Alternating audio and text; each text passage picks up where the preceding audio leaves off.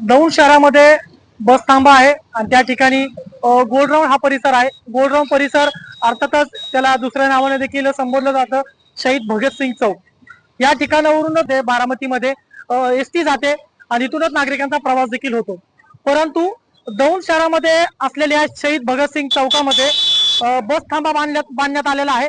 परंतु तो बस थांबा नागरिकांच्या सेवेसाठी आहे की जे मद्यपान करणारे, जे दारू पिणारे जे व्यक्ती आहेत, अशा लोकांच्या, माफिया लोकांसाठी ह्या बस थांबा आहे का, असाच प्रश्न आता प्रत्येकाला पडलाय। तुम्ही पाहू शकता की माझ्या पाठीमागे हा बस थांबा आहे। हा आमदार राहुल कुल यांच्या स्थानिक विकास निधीतून हा बस थांबा बांधलेला आहे आणि याच निधीमधून जो बस थांबा बांधलेला आहे। परंतु या बस थांबाचा उपयोग जे काही नागरिक असतील, जे काही प्रवासी असतील, त्या प्रवासीच्या सेवेसाठी नाही, परंतु जे मद्यपान करणारे, जे दारुडे आहेत, यांच्यासाठीच ही सेवा केली आहे का, असा प्रश्न उपस्थित होताना दिसतोय। नक्कीच प्रशासन, पोलीस प्रशासन काय करतंय, या ठिकाणी तुम्ही पाहू शकता कशा जे बियरचे बॉटल्स आहेत ते बॉटल देखील पडलेले आहेत। पोलीस प्रशासन राऊंड मारतं, रात्रीचं मारतं का, हाच प्रश्न प्रत्येकाला पडलाय। परंतु प्रशासनाच्या वतीने कोणतीही कारवाई होत नाही। त्याचबरोबर या परिसरामध्ये SRPF आहे, राज्य राखीव पोलीस बलगट क्रमांक 5 आणि 7 देखील आहे। परंतु या सर्व दोन्ही क्षेत्रात जवळ राज्य राखीव पोलीस बलगट आहे, इथं दौंड पोलीस स्टेशन आहे। परंतु हे सर्व जवळ असताना देखील हे मद्यपान करणारे जे काही आहेत ते या ठिकाणी कसे बसतात आणि यांच्यावर कारवाई का होत नाही? कारण खुलेआम तुम्ही पाहू शकता की खुलेआम बाटल्या पडलेल्या आहेत, तरी देखील प्रशासनाच्या वतीने, पोलीस प्रशासनाच्या वतीने कोणतीही कारवाई होताना दिसत नाही।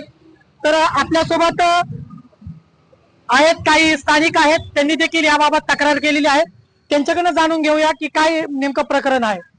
काय सांगाल, काय समस्या आहे नेमकी? आज इथं बारामतीला जाण्यासाठी एक स्टँड आहे।